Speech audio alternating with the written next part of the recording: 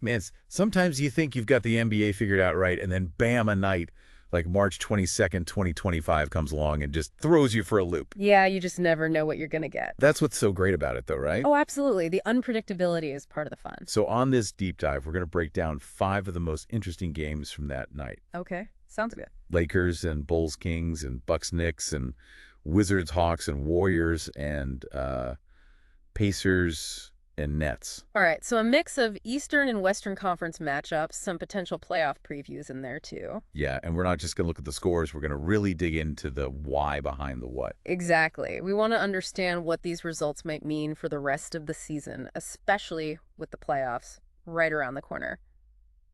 So let's kick things off in Chicago with the Bulls hosting the Lakers. Okay. This one ended up being a blowout, 146-115 in favor of the Bulls. Wow, that's a statement win for the Bulls. Oh, yeah, they're absolutely dominant on offense. I mean, Yeah. 146 points, that's not something you see every day. No, it's not. It speaks to how well they were executing offensively. You know, hitting shots, moving the ball, finding the open man. And leading the charge was Matas Buzelis. He dropped 31 points. He's been having a breakout season, really fun to watch. But you know what really caught my eye was Josh Giddey's stat line. Oh, yeah. What did he have? 15 points, 17 assists, 10 rebounds, and 8 steals. Oh, almost a quadruple double and 8 steals. That's incredible. Right. It's just insane. I mean, that kind of all-around impact on the game is just so rare. It is. It really shows you how much he understands the game, not just scoring, but creating for his teammates playing tough defense. Now, here's where things get interesting. LeBron James was back for the Lakers in this one. Oh, okay, so you'd think that would give them a boost. You would, but they still got blown out by 31 points. So what happened? Their defense must have really struggled. Yeah, it felt like the Bulls were getting whatever they wanted offensively. Yeah. Open shots, easy drives to the basket. The Lakers just couldn't contain them. And that's a little worrying for the Lakers. Even with LeBron back, if they can't figure out their defense, it's going to be tough to make a deep playoff run. It's something they definitely need to address. And on the flip side, for the Bulls, this kind of offensive explosion, shows they have the potential to be a real threat in the playoffs. Absolutely. If they can consistently score like that, they're going to be a tough out for anyone. All right, let's shift gears now and head over to Milwaukee, where the Bucks hosted the Kings. Okay, this one was a close one, right? Yeah, the Bucks ended up winning 14-1, 8. So a hard-fought victory for the Bucks. As usual, Giannis was a beast. 32 points and 17 rebounds. He's just unstoppable sometimes, isn't he? Yeah, when he's in attack mode like that, there are very few players in the league who can slow him down. But what's crazy is the Kings actually had a 14-point lead in the third quarter. Really? So they were in control for a good chunk of the game. It looked like they were going to pull off the upset, but then the Bucks just chipped away at the lead. That's the sign of a championship caliber team, though, right? They don't panic. They just stay composed and keep grinding. Yeah, Brook Lopez hit some big shots. Kevin Porter Jr. made some clutch plays, and suddenly the Kings' lead was gone. And for the Kings, you got to wonder what could have been if they had just held on to that lead. Yeah, they had their chances, missed some crucial shots down the stretch. Yeah. And that's what it comes down to sometimes, those small moments in a close game. Especially against a team like the Bucks, they're experienced. They know how to win those tight games. So a tough loss for the Kings, but a gutsy win for the Bucks. Yeah, it shows you the kind of resilience they have, which is going to be important in the playoffs. All right, let's hop over to the East Coast now and talk about the Knicks and the Wizards. Okay. The Knicks snapped their 2-game losing streak with a win over the Wizards, 122-103. That's a good bounce-back win for them. It is. Karl Anthony Towns had a monster game, 29 points and 11 rebounds. Yeah, he really dominated inside the West. The Wizards didn't have an answer for him. And Mikal Bridges chipped in with 27 points. So a nice balanced scoring attack from the Knicks. Yeah, when they have multiple guys scoring like that, they're tough to beat. Now, the Wizards did make a bit of a run late in the game.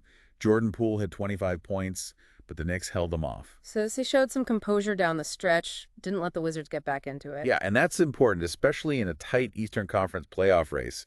Every win counts. Absolutely. Every game is crucial at this point in the season. All right, now let's head out west again to the Bay Area, where the Hawks pulled off a surprising win over the Warriors, won 24-1-15. That's a big win for the Hawks, especially on the road against a team like the Warriors. It is. Trae Young had a solid game, 25 points, 10 assists, but the real story was Georges Niang coming off the bench. Oh, yeah. What did he do? He went off for 23 points, hit 6 3-pointers. Wow, that's instant offense off the bench. The kind of Yeah. performance that can swing a... Yeah, he was on fire. It was great to see. Now, we should mention that Stephen Curry was out for the Warriors in this one. Ah, okay. So that obviously makes a big difference. It does. But Yeah. even without Curry, the Warriors still have Jimmy Butler, Moses Moody. Those guys can score. Yeah, they're not an easy team to beat even without their best player. But the Hawks shot the ball really well. They controlled the paint. And they just look really good overall. Yeah, that's a great sign for them. If they can play like that consistently, they can be a dangerous team in the playoffs. All right, finally, let's talk about the Pacers and the Nets. Okay, this one was close, right? Yeah, it went down to the wire.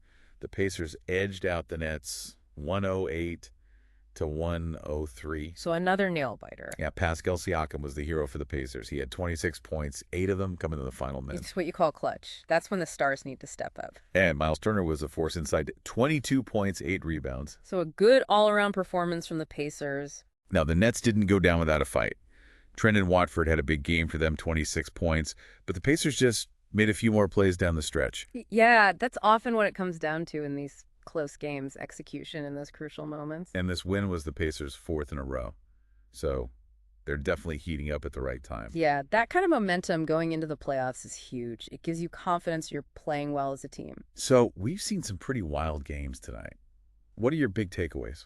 Well, I think we saw the importance of offensive firepower. I mean, look at the Bulls. They just exploded for points. Right, and then you have the Bucks. They showed how to grind out a win even when they're not playing their best. And then the Knicks, the Pacers getting those important wins to solidify their playoff positioning. Yeah, every game matters at this stage of the season. Absolutely. And we also saw some great individual performances, guys stepping up when their teams needed them the most. Yeah, it's what makes the NBA so exciting. You just never know what's going to happen on any given night. And that's why we love it, right? Yeah. Exactly. The unpredictability, the drama, it's all part of the fun. And as we head towards the playoffs, it just gets even more intense. It does.